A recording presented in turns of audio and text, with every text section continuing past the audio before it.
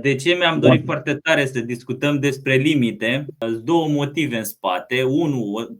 Primul dintre ele este faptul că am văzut reel-ul tău în care povesteai că vei face un live și o discuție despre treaba cu limitele. Și al doilea, pentru că am o colegă cardiolog, o prietenă de-a mea foarte bună, cu care am tot felul de discuții din astea existențiale și în special sănătatea pe care ți-o conferă, nu știu, stabilirea de limite în relațiile cu oamenii.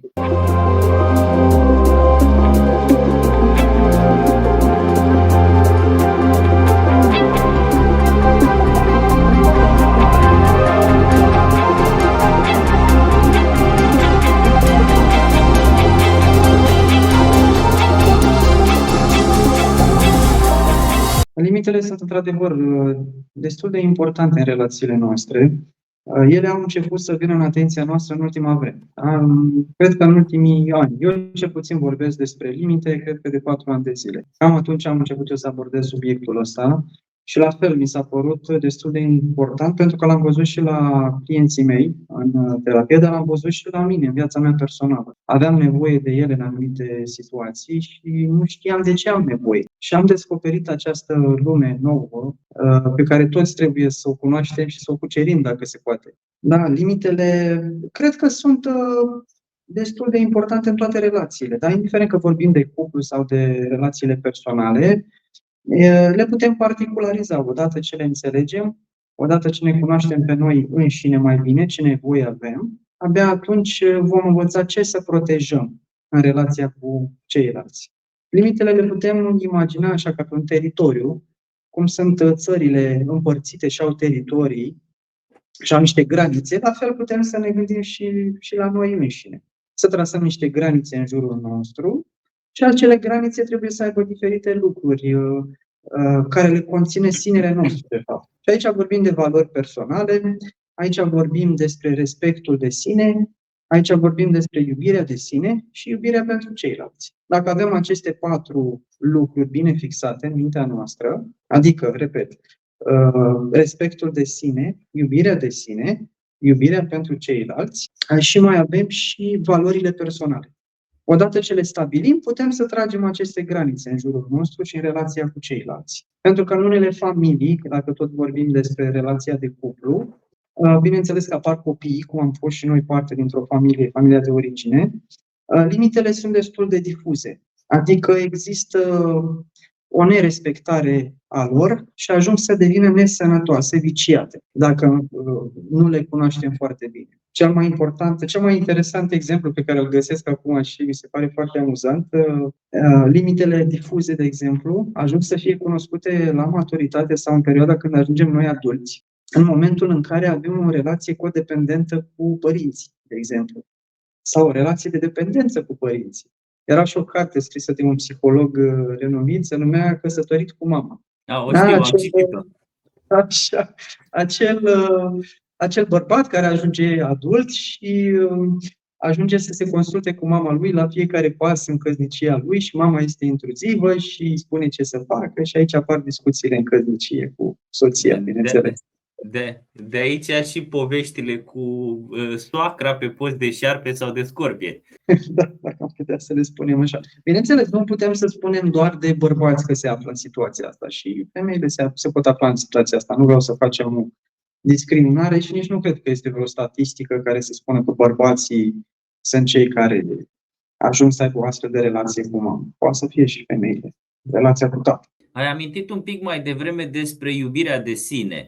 Și aici aș vrea să te întreb o chestiune pe care o întâlnesc foarte frecvent când stabilesc limite, pentru că am o vreme, cam de prin 2020, care a fost un an de cotitură în viața tuturor, în care am început să stabilesc foarte multe limite și continui să adaug limite fără să mă simt vinovată, dar ajungem și la partea asta un pic mai târziu. Însă mulți oameni confundă partea de iubire de sine cu partea de egoism. Mai ales oamenii care au dificultăți în a pune limite în relațiile lor, consideră că dacă pun aceste limite în relația cu ceilalți, se devin egoiști. Și asta vine din faptul că avem o cultură, cel puțin poporul român, are cultură înrădăcinată bine în familiile, cel puțin din familiile din zona aceea de rurală, să zic, că de acolo a pornit totul înainte de a deveni orașe mari și așa mai departe, capitală. Și acea cultură spune așa: dacă tu manifesti aceste limite și dacă tu nu ești la disponibilitate sau nu ești disponibil pentru ceilalți emoțional și fizic atunci când ți-o cer, tu ești un personaj negativ și ești egoist. Cam așa este cultura și cred că este o cultură destul de viciată. Adică, odată ce eu trebuie să fiu la dispoziția oricăi, oricând, și să mă las pe mine, să mă sacrific pe mine însumi, cred că este un lucru care poate dăuna sănătății emoționale pe termen mediu și lung. Da? Ne poate aduce la epuizare fizică, epuizare emoțională, fiind mereu la dispoziția ceilalți. Și bineînțeles ne neglijăm pe noi înșine când facem asta. Te întâlnești foarte des, stai de vorbă foarte des cu pacienți sau clienți, nu știu cum îi numiți în psihologie, clienți. Și evident că mulți dintre ei amintesc și chestia asta. Dom'le, dacă le refuz pe cineva sau dacă o refuz pe parteneră sau pe cineva din familie, atunci când mă solicită să fac ceva, deși nu vreau, nu simt să fac altceva, mă simt vinovat. Da, apare acest sentiment de vinovăție exact din influențele culturale pe care noi le avem în viața noastră. Aceste influențe culturale la nivel de societate se manifestă, bineînțeles, și la nivel de familie, adică o influență și asupra familiilor în care am crescut și noi. Și dacă toți am crescut în cultura asta că trebuie să ne sacrificăm și să fim oameni buni, și asta presupune să fim oameni buni, să fim mereu la dispoziția celorlalți, chiar și atunci când ne facem rău nouă înșine, este evident că acest lucru ne dăunează tuturor. Și până la urmă ne face și vulnerabili în fața oamenilor care profită de astfel de situații în care noi suntem buni și prezenți și mereu acolo. Da? Pentru că nu toată lumea este bună ca noi. Da? Nu putem să plecăm de la prezumția asta că toată lumea este bună. Mai sunt și persoane care profită de astfel de scenarii și de astfel de oameni cu spirit de sacrificiu. Da, eu am o vorbă pe care, nu e a mea, am preluat-o din folclorul popular, cred că internațional, că nu cred că e specifică românului, și spun așa: dacă tu nu mănânci leu, nu înseamnă că leu nu te mănâncă pe tine atunci când are ocazia. Da, și asta trebuie să reținem mereu. Da, să avem în minte lucrul ăsta, să nu plecăm neapărat de la prezumția că toată lumea ne poate face rău, dar să nu plecăm nici de la prezumția că toată lumea este ca noi și este bună. Adevărul este într-o zonă gri. Aici apare eroarea aia cognitivă la toată lumea, sau la mulți oameni. Hai să nu fac și eu eroarea aia. La mulți oameni apare eroarea asta cognitivă. Fie este albă, fie este neagră. Nu. Realitatea este undeva într-o zonă gri. Acolo ne situăm mai tot timpul. Și ca emoții, și ca relații, și ca multe altele. Da. Ce părere ai despre expresia asta frecvent întâlnită în societatea românească, și anume: dacă ești băiat bun sau ești fată bună, ești luat de prost sau de proastă? Apropo de discuția de mai devreme, că dacă eu sunt bun și reacționez, să zicem așa, într-o manieră elegantă, într-o manieră civilizată, într-o manieră omenească, da? Într-o relație, nu înseamnă neapărat că și celălalt va reacționa la fel.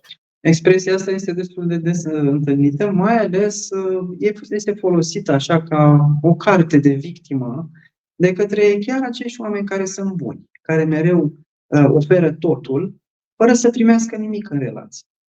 Adică aceasta este postura de victimă în general în relațiile codependente. Relațiile în care eu mă sacrific pentru celălalt și în același timp pot fi și dependent de dependența lui de mine.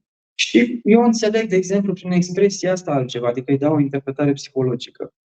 Am fost bun și am fost luat de fraier, adică am dat totul în acea relație și nu mi s-a oferit nimic la schimb. Dar trebuie cumva, intră în postura de victimă acea persoană, dă vina și proiectează vina în totalitate pe celălalt și se disculpă în totalitate pe el. Dar, de fapt, dacă ar reuși să conștientizeze că și el a avut o contribuție în acest scenariu, ar putea să iasă din acest scenariu pe viitor.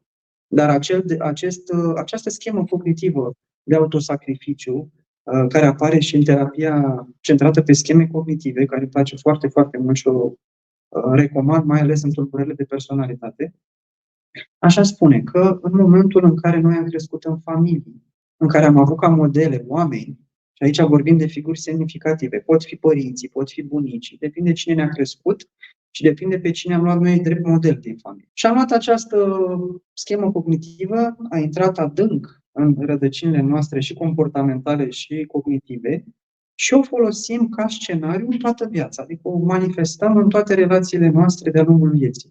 Și ajungem să conștientizăm că nu este sănătoasă în momentul în care apare epuizarea fizică, epuizarea psihică, în momentul în care ne simțim neglijați, că noi ne-am neglijat până la urmă. Da? Și în momentul în care noi ne vulnerabilizăm, în momentul în care suntem în situația asta, în care noi oferim totul și nu primim nimic la schimb. Pentru că așa am văzut și la părinții noștri. Ei ofereau totul și nu primeau nimic. Și noi repetăm același scenariu.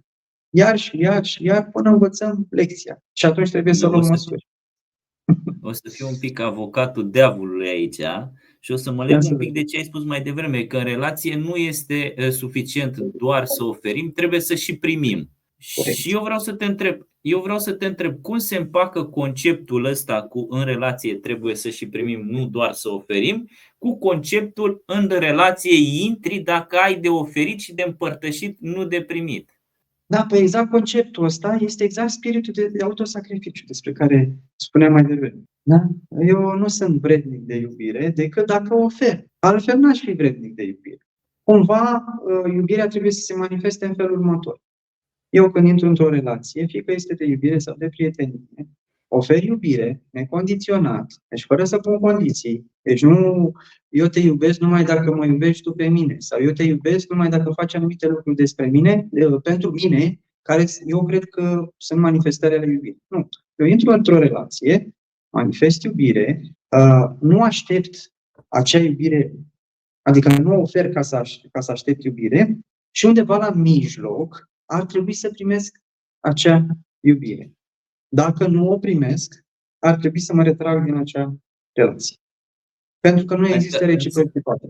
Înțeleg din ce spui tu că eu intru în relație ca să ofer, dar în același timp, dacă sunt în relație cu partenerul potrivit, ar trebui să primesc fără să cer, iar dacă treaba asta nu se întâmplă, locul meu nu e acolo și ar trebui să-mi văd de drum. Asta. Da, adică pot să manifest nevoia de iubire și de afecțiune cu partenerul. Adică mi-o manifest. Eu cer, îi spun.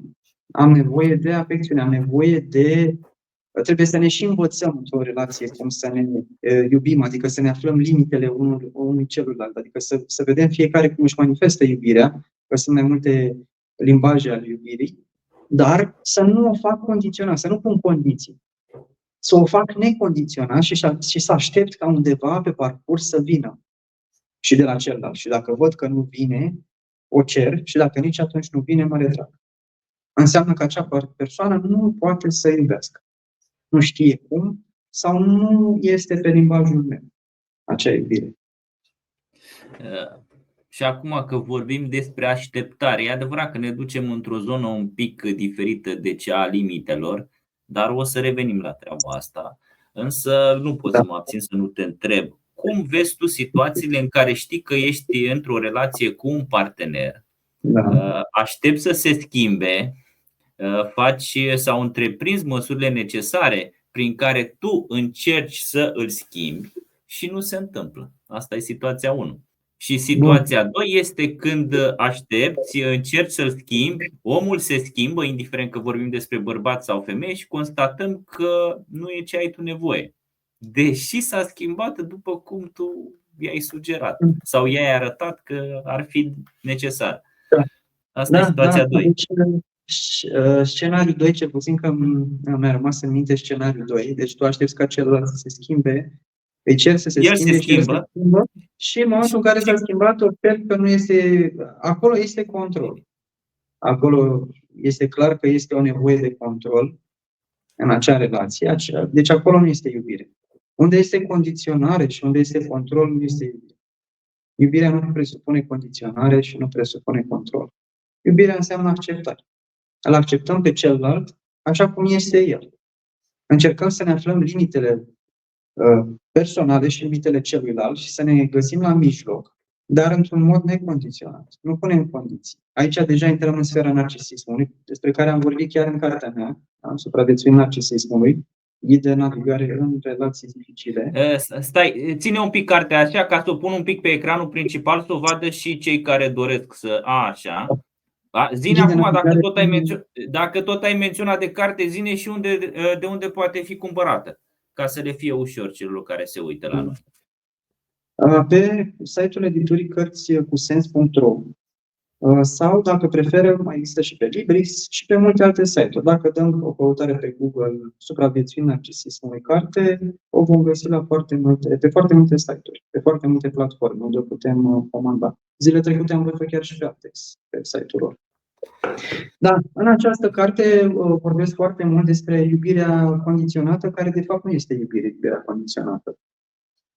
Iubirea condiționată se numește control, care se manifestă în relațiile, bineînțeles, cu persoane narcisice sau care au trăsături narcisice sau, mai rău, tulburarea de personalitate narcisistă, unde deja vorbim de patologie.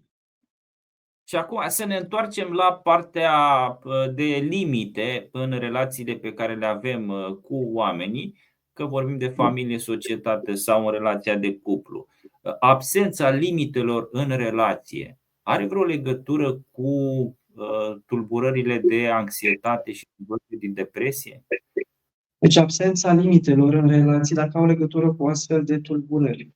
Dacă vorbim despre tulburările de anxietate sau de depresie, bineînțeles că acolo, în sfera patologică, persoana deja intră în sfera de izolare socială, intră în sfera în care se retrage în sine, intră în sfera în care se interiorizează foarte mult, intră foarte mult în lumea sa, nu mai știe să mai ceară, nu mai știe, este destul de confuz în legătură cu identitatea sa emoțională. Acolo deja vorbim de foarte multă suferință emoțională. Deci deja în sfera asta, limitele cred că clar că sunt difuze și deficitare. Deci o persoană care se află în situația asta, dacă vorbim de anxietate, da. Nu, întrebarea mea era un pic diferită și o să o repet și o să-ți dau și un exemplu ca să înțelegi exact în ce direcție merg. Și anume, de exemplu, hai să luăm, nu știu, îți dau exemplu unei mămici pe care, exemplu pe care l-am citit într-o carte, cred că se numește Spune nu scuzelor sau ceva de genul ăsta, așa se numește cartea. Și am citit exemplul ăsta acolo și o să ți-l dau ca să înțelegi. Și erau două mămici care abia născuseră în perioade relativ apropiate și își creșteau, împărțeau sarcinile de creștere a celor doi copii împreună. Când una avea nevoie de timp liber, nu știu, o oră, două să facă o activitate, lăsa copilul cu cealaltă, se ducea și făcea activitatea, se întorcea, își prelua sarcinile. La fel făcea și cealaltă, când avea o nevoie de un timp liber, lăsa copilul și tot așa. Doar că una dintre mămici își făcuse o regulă și anume, la 2 zile își lăsa copilul la prietena ei și pleca câte jumătate de zi. Și ce făcea în timpul ăla? Se ducea la sală, se ducea la spa, organiza întâlniri cu soțul ei, se întâlnea cu prietenele și așa mai departe. Prima mămică, care nu făcea lucrurile astea, deja când știa că se apropie ziua în care prietena ei o suna să-i aducă copilul, dezvolta tot felul de manifestări de anxietate doar pentru faptul că nu îi putea spune nu.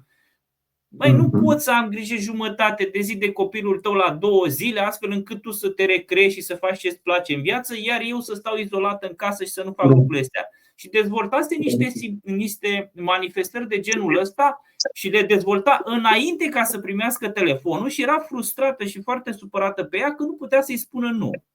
Și aici începe întrebarea mea. Comportamentele astea sau acțiunile astea la care noi nu putem spune nu conduc la tulburări de anxietate și depresie. Da, deci în momentul în care noi ezităm să spunem nu în relații, apare epuizarea, adică burnout-ul. Intrăm în burnout, dacă suntem mereu la dispoziția tuturor și nu știm să spunem nu. Toată lumea ne va solicita. Vecinul de la parter va veni la noi, va spune că are nevoie de treabă în grădină, de ajutor. Colegul de serviciu ne spune, bineînțeles, că are nevoie de ajutorul nostru într-un proiect și bineînțeles că nu putem să-l refuzăm. Și apoi apare epuizarea emoțională, adică burnout-ul. Burnout-ul este corelat direct cu anxietatea și cu depresia. Deci, în acest context, apare. Noi dacă nu știm să ne protejăm și să spunem nu, apare burnout-ul. Burnout-ul duce foarte, foarte rapid către anxietate și depresie. Asta se întâmplă. Pentru că noi ne privăm de a ne împlini nevoile noastre, de a avea grijă de noi, de a ne acorda timp să ne împlinim nevoile. Și dacă nu facem asta pe termen mediu și pe termen lung, bineînțeles că apare anxietatea și apare depresie.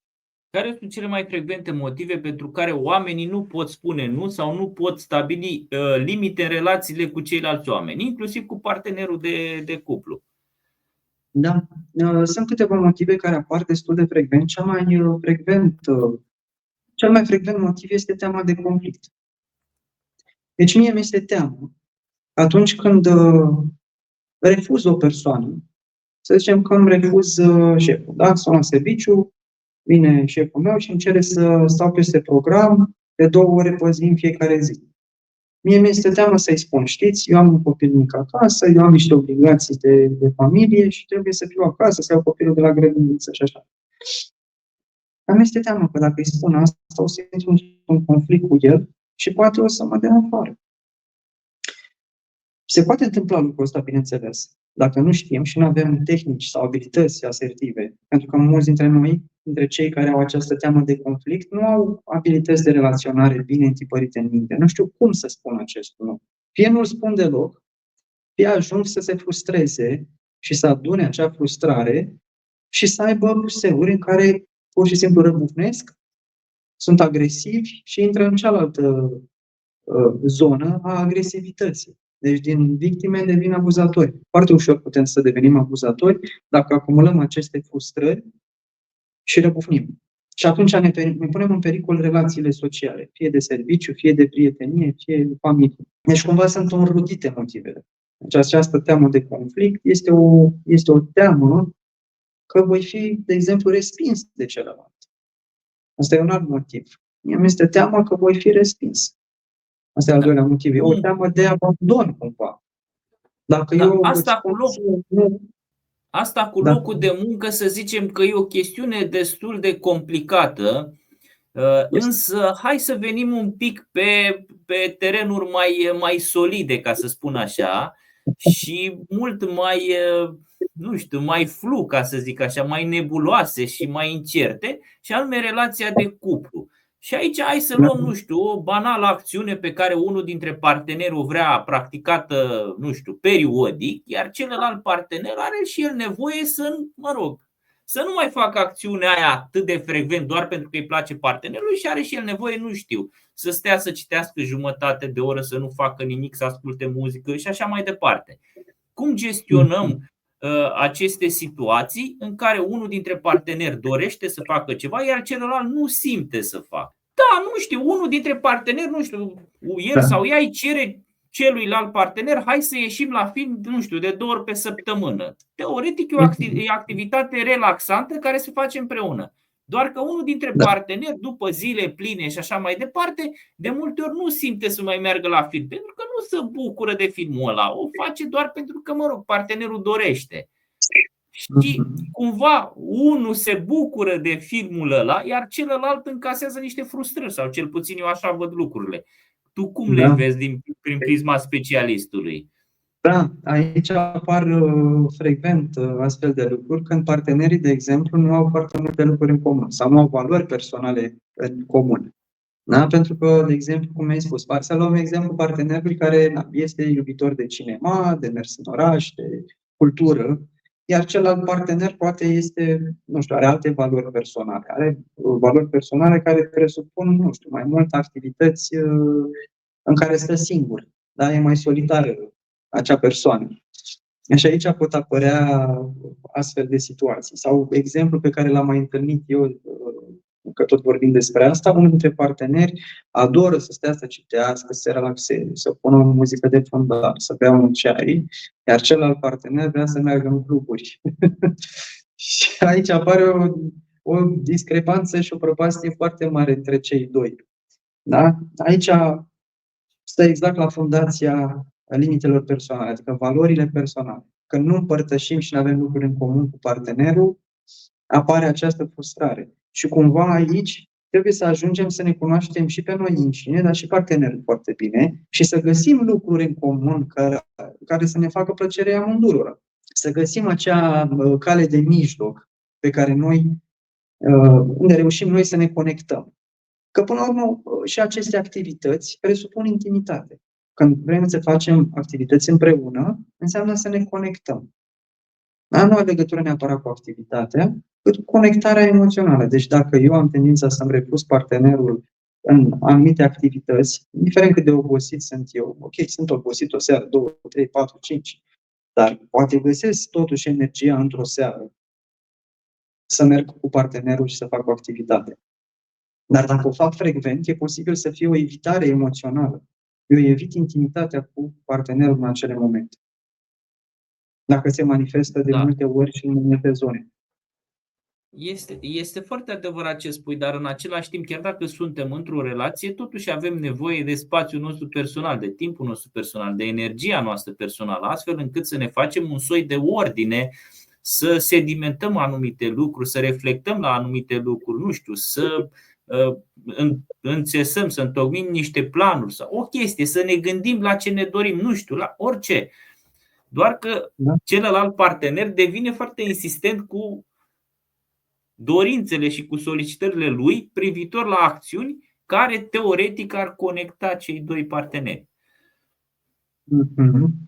Da, trebuie trasată o graniță și o linie fină. Este o linie fină între timpul personal și timpul în cuplu. Sunt la fel de necesare amândouă. Deci sunt la fel de necesare amândouă și partenerii trebuie să aibă discuția asta în situația pe care mi-ai prezentat-o, în care să stabilească timp împreună și timp separat. Da? Să nu mai vorbim de relațiile în care există și copii și trebuie foarte mult timp acordat și copilului, mai ales când este un copil mic, da? Și are nevoie de atenția noastră și de timpul nostru. Aproape exclusiv când este abia născut. Și aici, bineînțeles, aici apare frustrarea. Timpul personal și timpul... Da, aici vorbim și de partenerii care sunt introvertiți. Unul este introvertit, celălalt este extrovertit. Adică unul își ia energia din timpul petrecut cu el însuși, celălalt își ia energia din timpul petrecut în socializare. Dar cumva trebuie să găsească o cale de mijloc să aibă ambele activități. Și cred că se poate ajunge aici. Mai ales dacă partenerul care tinde către activitățile solitare să înțeleagă că este nevoie și de conectare cu partenerul pentru a putea avea o relație sănătoasă. Adică nu mă pot folosi de faptul că sunt introvertit și să evit intimitatea în relație. Nu mă pot folosi de asta. Pentru că este evitare emoțională. Pe lângă teama de conflict, oamenii mai au și alte motive pentru care nu pot să stabilească limite și nu pot să spună nu atunci când li se solicită ceva? Da. Este teama de a fi vulnerabil, de exemplu. Deci nu este teamă să fiu vulnerabil. Pentru că eu în momentul în care pun limite într-o relație, eu mă vulnerabilizez. Eu spun de ce am nevoie în acea relație. Și exprim o emoție. În momentul în care îți cer un anumit lucru să nu-l mai faci, să nu mai ceri în fiecare zi ajutorul, să te ajut în grădină, cum este vecinul de la parter, că vorbeam de el, el și închipui acum pe vecinul meu de la parter. Și în momentul în care eu exprim aceste limite și le impun, sau le pun. Le impun în momentul în care trebuie să le pun tot timpul. Le pun când trebuie să le pun o singură dată. Și celălalt a înțeles. Da, deci asta e teama de a fi vulnerabil, de a-mi exprima emoțiile, de a nu fi acceptat pentru emoțiile mele, de a nu fi acceptat pentru nevoile pe care eu le exprim. Adică e un fel de teamă de ridicol. Măi, dacă ceea ce cer eu este ridicol. Dar de multe ori putem vorbi în această situație, în situația în care oamenii nu pot să spună nu și nu pot să pună limite. Putem să vorbim aici și despre frica de excluziune? Adică frica de a fi respins. Da. Deci frica de a fi respins. Da? Și aceasta este o temere pe care oamenii o au. Deci eu dacă îmi refuz, de exemplu, prietenul care mă invită la o cafea în fiecare seară, dacă și-a făcut un obicei, dar prietenul nu mai ține cont de faptul că eu m-am maturizat, sunt adult, am și alte obligații și mi-este teamă că dacă eu îl voi refuza, el mă va exclude din anturaj, mă va exclude și nu o să mă mai sune pe viitor. Dacă se întâmplă asta, vorbim și de scenariul ăsta, da? Eu am început să pun limite într-o relație. Am început să spun nu acelui prieten care mă invită în fiecare seară la cafea. Și el, imediat după ce i-am pus această limită și i-am spus nu, mă exclude, înseamnă că acea relație era toxică. Deci acea relație nu era sănătoasă, n-am pierdut nimic. E foarte bine că s-a întâmplat asta. Atunci testăm calitatea relației pe care o avem. Și bineînțeles, care este, tot ajungem la subiectul ăsta sensibil, care este reacția celorlalți când punem noi limite. Ne este teamă și de reacția lor. Pentru că ce se întâmplă în momentul în care eu dintr-o dată îmi dau seama că trebuie să pun aceste limite într-o relație și îl refuz pe celălalt, trebuie să mă aștept să aibă o reacție. Și el are de multe ori o reacție emoțională. Furie. Asta este o reacție care o întâlnim cel mai des când impunem limite într-o relație dificilă sau toxică sau nesănătoasă, cum vrem noi să-i spunem. Furia apare. Celălalt o să manifeste furie. Nu o să-i convine. Și noi trebuie Care dintre următoarele situații e mai rea? Cea în care tu ai pus limite, dar nu poți să ți le respecti? Sau cea în care tu ai pus limite, dar celălalt nu ți le respectă? Amândouă sunt dificile. Deci amândouă scenariile sunt dificile și poate să apară, bineînțeles. Și cu siguranță că vor apărea. De asta eu recomand că în momentul în care vrem să punem aceste limite, să începem cu niște limite în situații mai puțin complicate. Da? Deci să ne facem o scală, așa, în care să luăm cele mai simple situații și să punem limite și apoi să ajungem la cele mai complexe situații. Cea mai ușoară limită pe care putem să o punem celorlalți, de exemplu, este, cum am zis, să refuzăm un prieten să nu mai ieșim într-o seară. Dar consecințele care pot fi? Consecința este că el a înțeles, să zicem, de cele mai multe ori înțelege, și că o să ieșim mâine sau poimâine într-o altă seară când o să fiu disponibil. Și ajungem la cea mai complicată situație, cum am spus, la serviciu. Da? Pentru că trebuie să ne refuzăm șeful să nu mai luăm atâtea sarcini, de exemplu, pentru că nu putem să le mai ducem. Consecințele acolo pot fi financiare, că putem să rămânem fără serviciu și putem să, bineînțeles, să ne punem într-o situație destul de delicată. Mai ales că avem nevoie de resurse financiare să ne întreținem. Avem obligații de a plăti o rată la un apartament sau alte lucruri. De asta recomand să începem cu cele mici, pe care am putea să le tolerăm, și să ajungem la cele complexe după ce dobândim această abilitate. Că și asta este o abilitate pe care trebuie să o tot exersăm constant. Să nu ne așteptăm, gata, eu am citit, știu despre ce este vorba, de mâine, gata, la toată lumea o să spun nu. Nu, e nevoie de timp ca să schimbăm aceste convingeri. Că sunt niște convingeri adânc înrădăcinate în noi. Că noi trebuie să ne sacrificăm pentru ceilalți.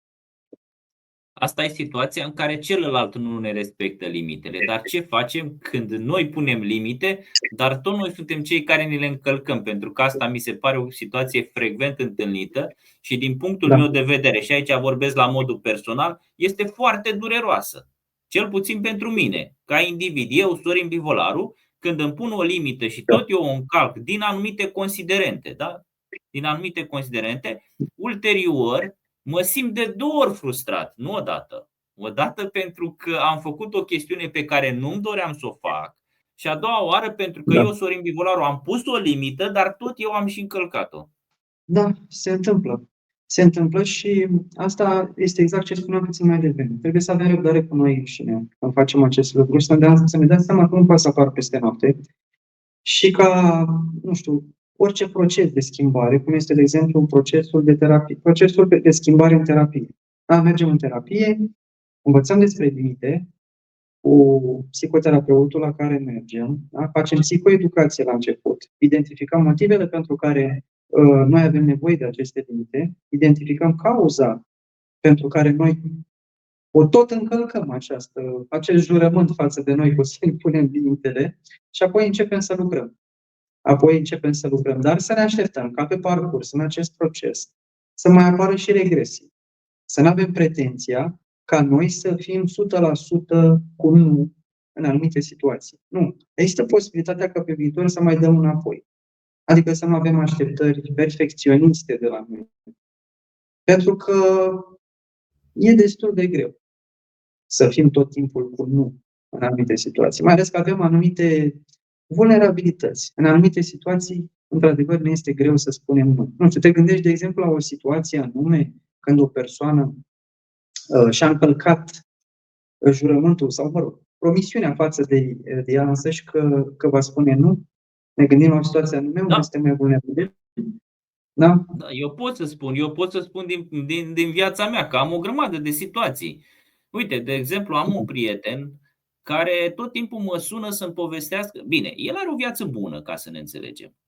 Are o viață bună și punct, nu mai intru în detalii. Și ori de câte ori mă sună, îmi povestește aceleași probleme din viața lui, care probleme, din punctul meu de vedere și din punctul de vedere al multor oameni, sunt minore.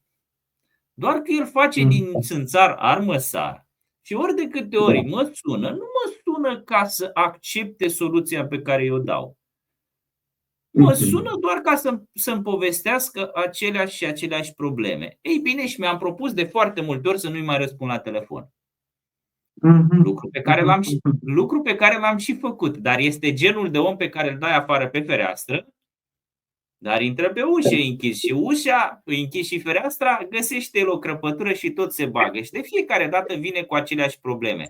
Și ori de câte ori mă sună și nu îi răspunde 2-3 ori și el insistă, la un moment dat zic, poate omul are o urgență medicală, poate omul are nevoie de mine. Hai să-i răspund. Și răspund și constat că mă aflu exact în situațiile anterioare în care nu discutăm nimic, despre niște probleme minore pe care le are orice cetățean în această lume, doar că pentru el acele probleme par să fie de nedepășit, de netrecut, dar în același timp nici nu face nimic ca să-și le rezolve. Bun, deci prietenul, să înțeleg, a adoptat o postură de victimă, da? Este în postura și în rolul de victimizare. Asta presupune victimizare.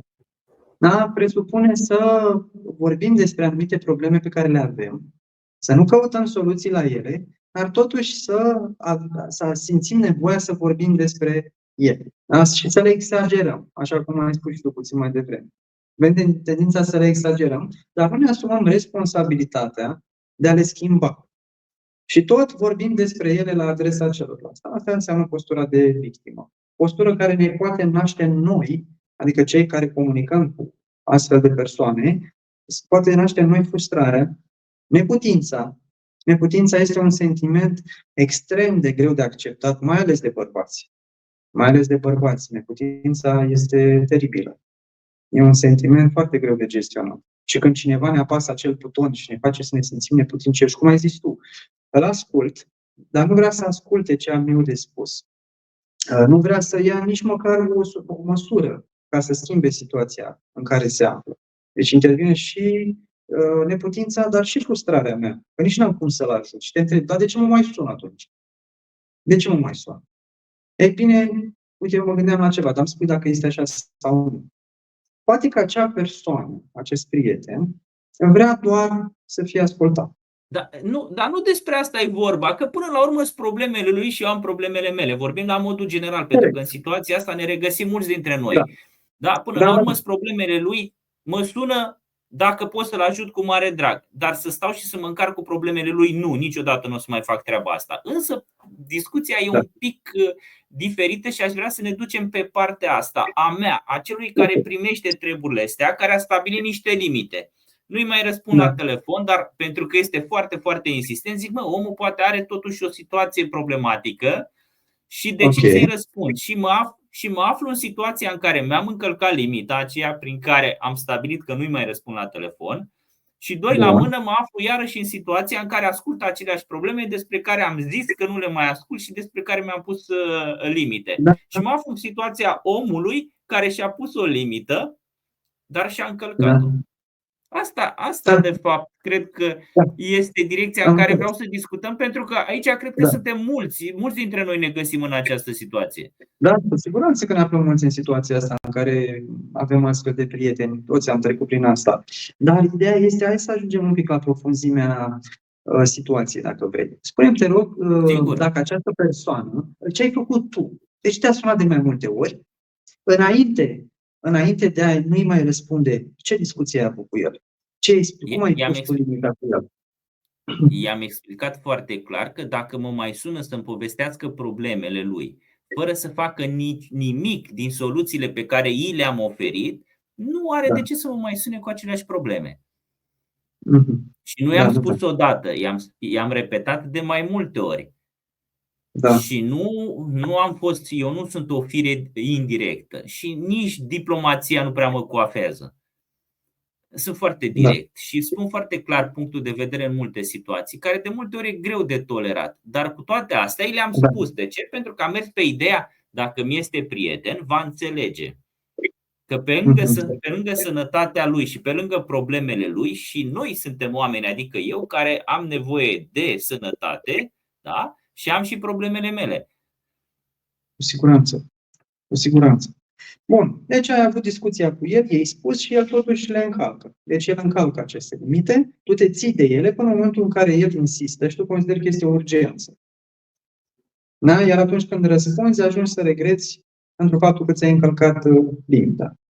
Bun. Deci el, practic, nu respectă limita pe care tu ai impus-o. Dar nici eu n-am respectat-o pentru că i-am răspuns la telefon. Bun. Asta se naște tot din instinctul de salvator. Da? Odată ce îmbrățișăm aceste profesii, cum este cea de medic, cum este cea de psiholog, de exemplu, da? La fel, avem în noi acest instinct de salvator. Această nevoie de a sări în ajutorul cuiva imediat ce el cere ajutorul sau noi sesizăm că o persoană se află în pericol. El e destul de înrădăcinat în noi. Nu trebuie să te simți vinovat pentru faptul că ei răspuns. Și nici dezamăgit de tine. E normal să fii dezamăgit de tine, că nu ai reușit. Dar în același timp e acel spirit bun și pur din tine care e în continuare acolo pentru ceilalți, atunci când au nevoie. Dar pe termen lung treaba asta îmi face rău. Da. Dar atunci când o faci, ar trebui să nu te învinovățești. Ar trebui să fii blând cu tine. Da? Și să-ți spui tu ție însuți. E ok că ai făcut asta. Da? O faci pentru că e în tine un salvator, un om bun acolo, care e acolo pentru ceilalți. O faci pentru că așa ai fost învățat de-a lungul vieții, că trebuie să fii acolo lângă ceilalți când au nevoie de tine. Acea disponibilitate. Da? Trebuie să fim blânzi cu noi când facem asta. Pentru că dacă vrem un spațiu de acceptare, aici vreau să ajung. Cam așa se taie acest cordon. Intrând într-un spațiu de acceptare când faci această greșeală, e posibil să nu o mai repezi pe viitor. Dar intrând într-un spațiu de negare, adică îți negi propria ta ființă și propriul tău fel de a fi, e posibil să repezi tipa. Dar intrând într-un spațiu de acceptare, mai așa sunt eu. Sunt o persoană săritoare, sunt o persoană bună. Atât am putut eu în momentul ăla. Îmi accept acest lucru. Accept această greșeală pe care eu am făcut-o. Intrând într-un spațiu de acceptare, ne schimbăm. Atunci ne schimbăm. Când ne acceptăm pe noi. Pot accepta că la mine poate fi, să zicem așa, o mică bucățică de formare profesională care să ducă la astfel de comportamente. Dar aceste comportamente le întâlnesc inclusiv la pacienții mei care îmi spun de foarte multe ori. Partenerul meu, i-am spus, nu mai face asta și continuă să facă treaba asta și știe că mă deranjează. Și lucrurile repetă ce am povestit eu la o scală mai mică sau mai mare și în alte ipostaze și la oamenii care nu au formare profesională de tip salvator. La ei cam care ar fi explicația pentru care pun limite, dar în același timp tot ei le încalcă pentru că partenerul cu care au o relație, indiferent de tipul de relație, este unul de tip insistent. Da, aici vorbim de parteneri insistenți, intruziv, de exemplu. Da? Deci asta este tiparul celor care nu respectă limitele celorlalți. Da? O persoană care nu este empatică, în primul rând. Da? Deci nu știe să se racordeze emoțional la mine, să vadă ce e nevoia mea atunci, în acea situație, adică să văd și perspectiva celuilalt. Asta înseamnă empatia. Să intru în contact emoțional cu tine, să simți ce emoție simți și tu, și să mă retrag apoi din acea emoție ca să mă protejez eu pe mine emoțional. De exemplu, empatia se folosește foarte mult în terapie. Da? Și ca psihologul să se protejeze emoțional, trebuie să se retragă la un moment dat din acel spațiu emoțional de suferință al pacientului. Intru, mă racordez, văd ce simte, apoi mă retrag.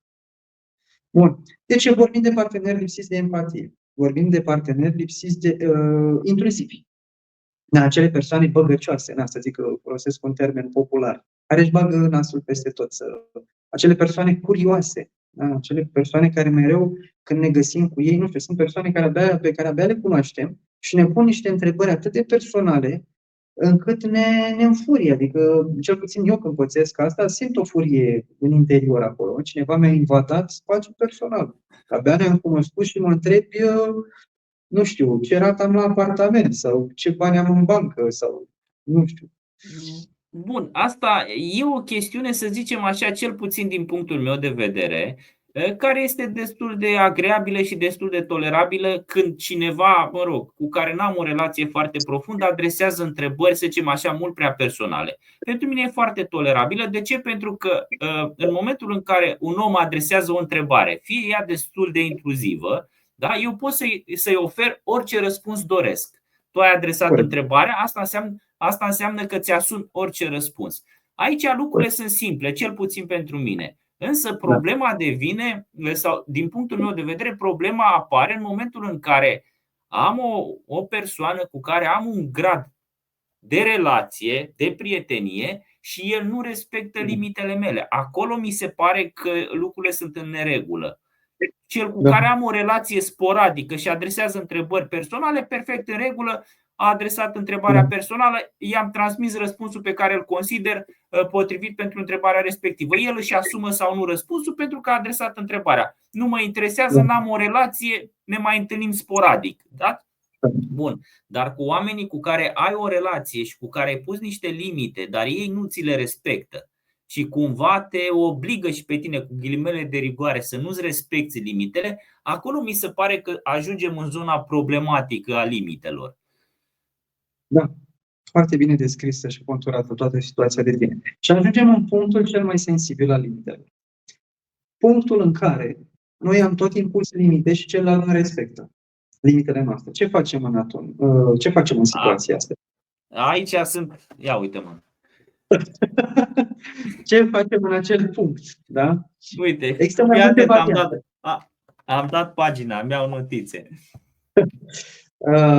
Aici apare iarăși cultura în care ne-am născut și cultura în care am crescut noi. Aceea că, dacă vorbim, de exemplu, de membrii de familie, da? Am impus limite în relația cu membrii de familie, care este mereu intruziv, este lipsit de empatie, mă tot roagă să fac lucruri pentru el și știe că iubesc și nu pot să spun nu.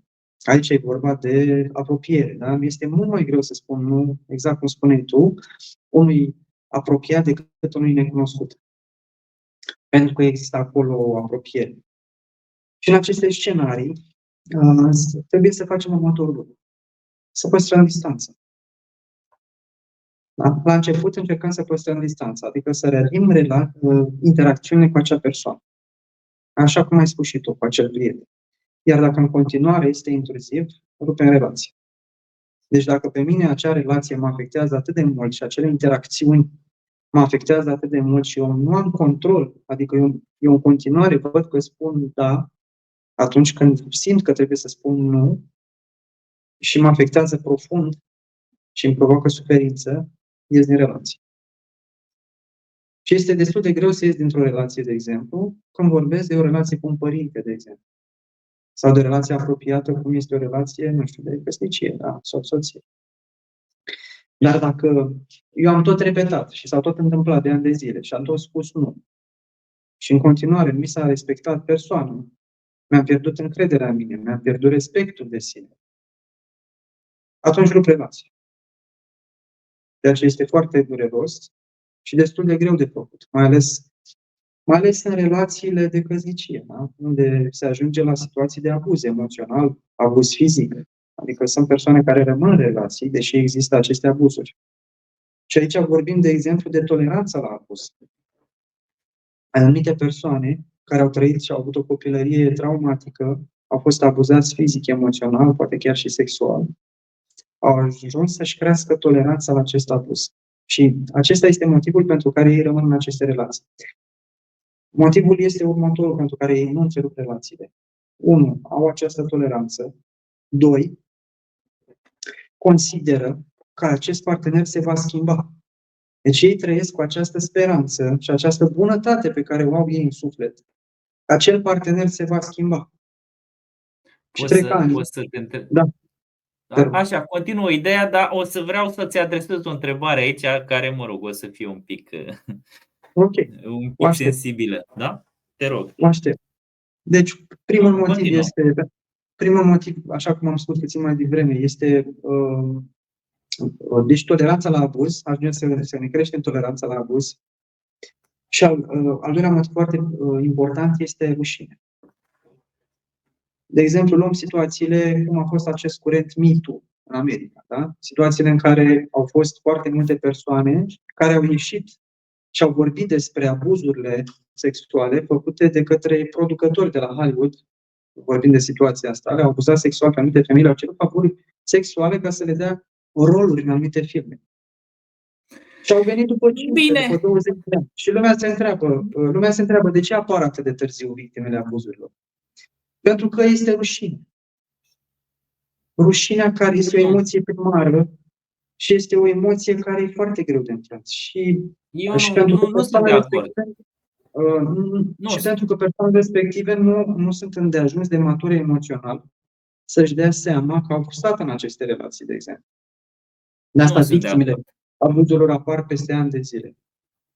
Nu sunt de acord. Știi de ce? Pentru că tu ai acceptat situația de victimă contra unor beneficii materiale și financiare. În momentul în care tu ai depășit perioada în care aveai nevoie de banii și, mă rog, și statutul, da, de a ajunge actor la Hollywood și te-ai realizat pe planul ăsta, vii cu altă, să zicem așa. Nu vorbim de situația în care a fost, poate că am extins un pic discuția, nu vorbesc neapărat de situația în care au primit un favor la schimb. Vorbim de situațiile în care acea persoană care este abuzatorul se află într-o poziție de superioritate financiară, materială asupra victimei. Da? Cum vorbim de exemplu, de relațiile de căsnicie, în care abuzatorul, adică, de exemplu, soțul, da? Luăm un exemplu, soțul, poate să fie și soția, că sunt și astfel de cazuri. Abuzatorul are putere emoțională asupra victimei, adică știe că victima este dependentă emoțional de abuzator și mai este și are putere și financiară asupra sa, că de multe ori victimele nu au serviciu. Da? Deci de multe ori sunt femei care se află în astfel de relații și renunță la serviciu, se sacrifică pentru familie și ajung în aceste situații să depindă material de soț. Și nu pot să încheie aceste relații și din acest motiv, de exemplu. Aici deja e o discuție destul de sensibilă. Da, uite, dacă tot ai amintit și promit că e ultima sau singura întrebare în direcția asta cu partenerul codependent sau dependent emoțional și material financiar de celălalt partener. Și aici vezi că nu vorbesc despre bărbat sau femeie. Că situația poate fi bilaterală, e adevărat că se întâmplă mai frecvent într-o altă direcție. Dar eu te întreb așa, ok, de ce am acceptat să devin dependent și financiar și material? Pentru că nu pot să cred că te-ai sacrificat pentru familie. De ce? Pentru că din punctul meu de vedere, familia nu e un sacrificiu și ceea ce faci în interiorul familiei ar trebui să faci din iubire, ar trebui să faci cu plăcere și cu dăruire. Pentru că din punctul meu de vedere asta înseamnă familia, să ai niște oameni pentru care să-ți facă plăcere să oferi chestii. Timpul tău, energia ta, nu știu, banii tăi și așa mai departe, iubirea ta. Prin urmare, din moment ce tu ai intrat teoretic într-un loc în care ai de oferit, de ce accepti să ajungi într-o postură în care depinzi de celălalt partener? Toleranța la abuz, așa cum am spus. Deci ajungi să fii tolerant la abuz. Da? Ajungi ca tu să ai acest tipar în care ești dependent și emoțional și financiar de celălalt, iar dacă celălalt te abuzează, poate chiar este o normalitate. și ți este greu să ieși din acel cerc vicios. Este destul de greu să intrăm în rolul unei astfel de persoane sau în mintea sa sau în emoțiile sale. Dar acest lucru este foarte dureros pentru aceste persoane. Ajung să conștientizeze după anumite perioade că nu se află într-o relație tocmai bună, că ceea ce se întâmplă poate fi schimbat. Adică nici măcar nu mai au speranța că poate fi schimbat, nici măcar nu știu cum arată o relație normală.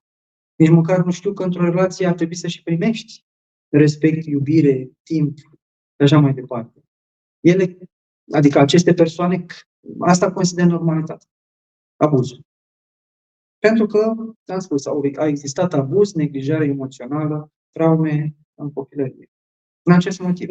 Este destul de greu să intrăm în mintea lor. Da, uite că discuția ne-a adus exact în punctul în care doream mai devreme să-ți adresez o întrebare și cred că este potrivit să continuăm cu această întrebare. Mă aflu, și aici o să personalizăm treaba și o să zicem că eu sunt, da? Mă aflu într-o relație de dependență emoțională, materială, financiară și așa mai departe cu un partener. Că vorbim de soț-soție, că vorbim despre, nu știu, familie și așa mai departe. Rămân acolo și din nu știu, cum să zic, din crezul puternic înrădăcinat cum că nu merit ceva mai bun decât ceea ce primesc? Da. Aici vorbim și despre o stimă de sine redusă. Da. Eu cred că, de exemplu, da, dacă mă aflu în situația asta pe care am enumerat-o mai devreme, da, că nu sunt suficient de bun și că nu merit mai mult. Da? Poate fi și acest scenariu, bineînțeles. Că sunt multe nuanțe. Dar poate fi și această nuanță în care eu nu mă consider suficient de bun să primesc mai mult. De ce? Pentru că, la fel, în copilărie am crescut într-un mediu extrem de traumatic în care mi se spunea sau mi se transmitea, direct sau indirect, că eu nu sunt suficient de bun.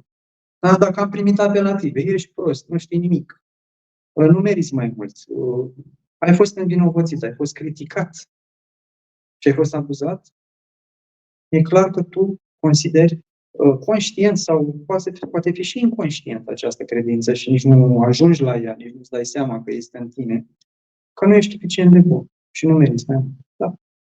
Din păcate există și acest scenariu. Treaba asta cu nu sunt suficient de bun, nu merit altceva mai bun sau, mă rog, toate formulările de genul ăsta, de regulă pot fi coafate sub treaba asta: încă îl iubesc sau încă o iubesc? Da, pentru că, așa cum am spus, mulți oameni nu înțeleg semnificația iubirii. Acest sentiment de iubire este alterat. Așa cum am spus, de exemplu, iubirea pentru o persoană care se sacrifică presupune ca eu să dau tot și să nu primesc nimic. Dacă mă duc la spectrul celălalt, la capătul opus, la persoana cu tendințe narcisice, iubirea sună altfel. Eu te iubesc, dar sub anumite condiții.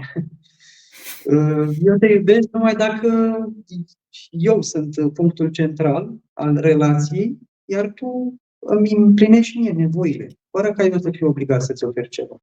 Este exact invers. Dar în ambele situații aici nu este iubire. Asta nu este iubire. Și acum să ne întoarcem la partea de limite, dar să venim în zona sănătății. Cum pot limitele pe care le stabilim noi în relațiile pe care le avem cu familia, în societate, la locul de muncă, cu partenerul, da, de relație, cum pot aceste limite să contribuie la o relație mai sănătoasă? Pentru că există bine înrădăcinată în cultura noastră faptul că dacă spui nu, dacă refuzi când cineva din cercul cu care ai o relație își cere ceva, nu prea, să zicem așa, nu prea ești un prieten adevărat sau nu prea ești un partener de încredere. Da.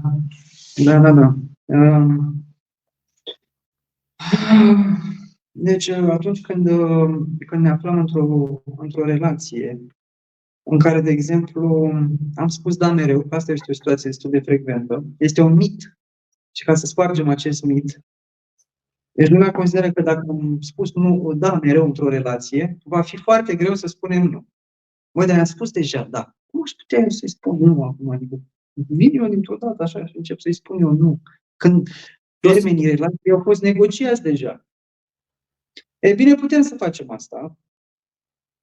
Și atunci când o facem, așa cum am spus mai devreme, apare furia celuilalt. Trebuie să fim capabili să gestionăm reacția celuilalt, care va fi neplăcută.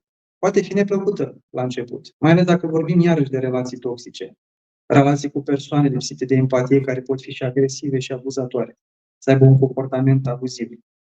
Trebuie să ne așteptăm ca ceilalți să nu primească cu seninătate, să spună, da, deci nu se poate, ok, gata, am înțeles, așa facem de acum înainte. Bineînțeles că va fi furios și va încerca să ne întoarcă și va insista, așa cum ai spus și de prietenul tău mai devreme. Dar el va continua. Și aici există niște lucruri pe care le putem face, există niște tehnici pe care noi le putem aplica ca să ne protejăm și să nu ajungem la ruperea relației din prima. Da? Deci nu facem asta. I-am spus nu odată, gata, rupem relația a doua zi. Nu. Există și o zonă gri pe care noi o putem accesa și niște lucruri pe care noi le putem face mai întâi de a rupe relația. Dă-ne câteva, nu știu, insight-uri din astea pe care le putem face, astfel încât să avem relații mai sănătoase și în același timp noi să fim mult mai sănătoși din punct de vedere emoțional. Da. Asta se face și în terapie, de exemplu. Deci dacă am un client care vine în terapie și spune că are limite deficitare, adică are probleme cu stabilirea limitelor. Are probleme. Deci dacă are probleme, facem ceea ce se numește antrenament asertiv. Asta se numește. Și antrenamentul asertiv presupune ca eu să învăț, eu ca și client, să învăț cum să spun nu. Pentru că nu putem pur și simplu să spunem doar nu. Dacă cineva îmi cere ceva, de exemplu un coleg de serviciu, are nevoie de ajutorul meu într-un proiect și îmi spune, ajută-mă și pe mine, te rog, nu-i spun nu și atât. Evident că dacă îi spun doar nu într-un mod agresiv, da, sau exact invers, într-un mod docil, nu. Așa. Evident că ne vom lovi de insistențele lui. De acest motiv trebuie să folosim o tehnică, se numește tehnica tip sandwich, adică să livrăm un mesaj tip sandwich. Primul strat, deci să luăm un sandwich, da? Sunt 3 straturi. Primul strat, empatizez cu persoana și îi spun. Să zicem că prietenul tău despre care mi-ai spus mai devreme îl cheamă Cătălin, să zicem. Da? Empatizez. Cătălin, înțeleg că vrei să discuți cu mine și să-mi spui ce probleme ai. Deci am mai empatizat cu el, l-am înțeles. În momentul în care eu am empatizat cu el, el va lăsa garda jos. Posibilitatea ca el sau probabilitatea ca el să se înfurie este mai mică. Pentru că am empatizat cu el, l-am înțeles. Apoi ofer refuzul. Nu te pot ajuta astăzi. Nu pot să te ascult în acest moment, de exemplu, da? Dacă vorbim de prietenul tău. Și apoi motivăm. Pentru că în acest moment mă aflu într-o ședință, de exemplu. Da? Îi ofer și un motiv pentru care eu nu pot să-l ajut. Iar la final, promisiune.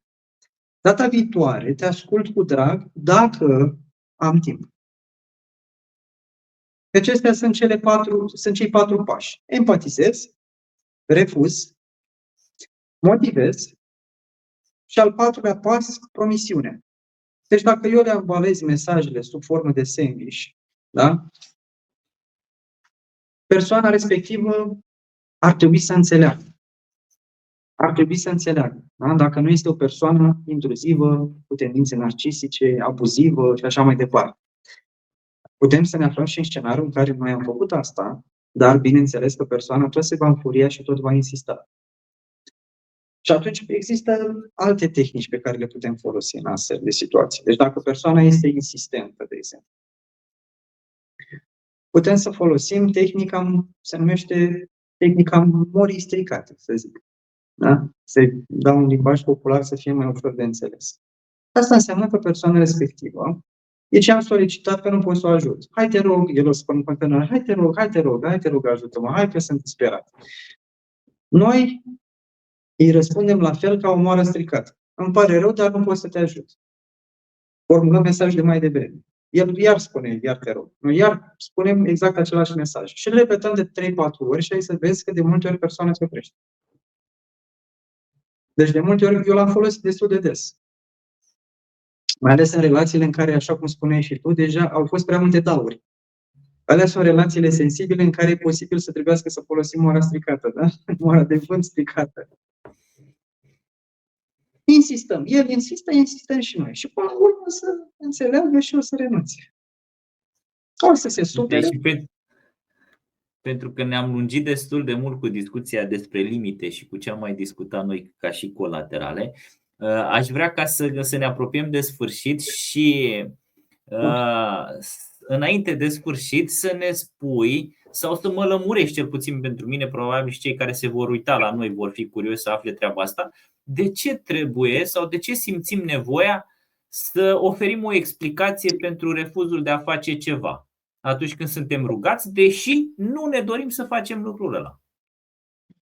Da, aici aș vrea să fac o diferență semantică între motivare, pe care am folosit-o eu mai devreme, și explicație sau justificare. Deci motivarea este o explicație pentru care eu nu pot să ajut persoana. Justificarea înseamnă următorul lucru. Să dau un exemplu, să fie ușor de înțeles. Înseamnă să ofer explicații mult prea multe și mult prea detaliate pentru care eu spun nu. Deci în momentul în care cineva mă sună, da? Și îmi spune, Andrei, ajută-mă și pe mine, te rog să car mobila de la maică mea. Și îi spun, eu folosesc marele psiholog, folosesc tehnica asertivă tip Sandwich. Și el îmi spune, hai, lasă-mă cu psihologia ta, că am înțeles că tu acum, eu nu sunt clientul tău, hai, ajută-mă, te rog, uite, mă aflu în situația asta. Și apoi încep să-i pun tehnica discului zgâriat. El îmi spune, hai că m-am uitat la podcastul tău, am învățat și tehnica asta, am înțeles că urmează să-mi faci asta. M-am pregătit. Bun. Eu în momentul respectiv, dacă nu sunt sigur pe mine, el va simți asta. Și cum exprim eu nesiguranța? Justificându-mă în exces. Deci asta este cel mai mare simptom și cel mai mare steag roșu pentru el, că eu sunt vulnerabil și că el sigur va putea negocia și mă va convinge. Justificarea în exces. Tocmai de asta, când impunem limite, trebuie să fim fermi, să nu fim agresivi, să folosim un ton potrivit. Asta înseamnă că nu trebuie să fie un ton să țipăm, de exemplu, trebuie să fie un ton potrivit. Un ton normal. Și să nu ne justificăm în exces. Am oferit explicația și folosim moara stricată, da? Nu dăm justificări în exces. Repetăm ce am spus mai devreme. Și atât. Nu vrea să înțeleagă bine, nu avem cu ce să-l ajutăm. Nu suntem responsabili pentru partea lui emoțională în acel moment. El se va supăra, va fi dezamăgit, dar nu este vina noastră. Noi doar ne-am protejat pe noi, ne-am protejat nevoile noastre în acel moment. Andrei, îți mulțumesc frumos că ne-ai explicat ce avem de făcut atunci când ne aflăm într-o relație, să zic așa, în care nu putem spune nu, că ne-ai învățat cum să spunem nu și în același timp vreau să spun că subiectul e lung și că mi-aș dori să continuăm discuția pentru că am foarte multe curiozități și foarte multe întrebări la care ai putea să ne oferi răspunsuri. Da, putem. Ne mai vedem și cu altă ocazie și povestim.